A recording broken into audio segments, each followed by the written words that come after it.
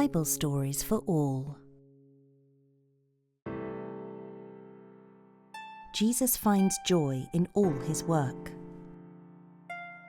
Once, when John's disciples and the Pharisees were keeping a fast, people came to Jesus and said, "Why do the disciples of John and the disciples of the Pharisees fast, but your disciples do not fast?" Jesus said to them, "Can guests fast at a wedding while the bridegroom is with them? As long as they have the bridegroom with them, they cannot fast. But the time will come when the bridegroom is taken away from them, then they will fast. No one sews a piece of new cloth on an old coat, otherwise the patch breaks away from it, the new from the old, and the tear is made worse. No man pours new wine into old wineskins, otherwise the new wine bursts the skins, and both the wine and the wineskins are lost. Instead, new wine is poured into fresh wineskins."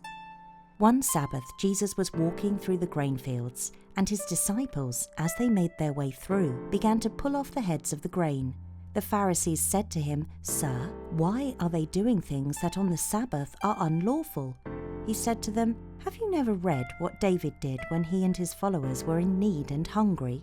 How he went into the house of God when Abiathar was high priest, and ate the holy bread which only the priests are allowed to eat, and gave it also to those who were with him?"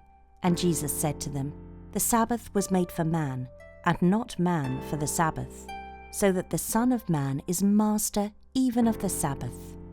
At another time he went into a synagogue. A man was there whose hand was shriveled, and they watched Jesus to see whether he would heal him on the Sabbath day, that they might bring a charge against him. Jesus said to the man whose hand was shriveled, "Rise and come forward." Then he said to them, "Is it lawful on the Sabbath day to do good or to do harm, to save life or to kill? Who of you, if he has but one sheep and it falls into a hole on the Sabbath, will not take hold of it and lift it out? Is not a man of much greater value than a sheep?" But they did not answer. Then looking around upon them, with sorrow and indignation because they had no sympathy, he said to the man, "Stretch out your hand." He stretched it out, and his hand was entirely cured. But the Pharisees went out and at once began to plot with the Herodians against him, how they might put him out of the way.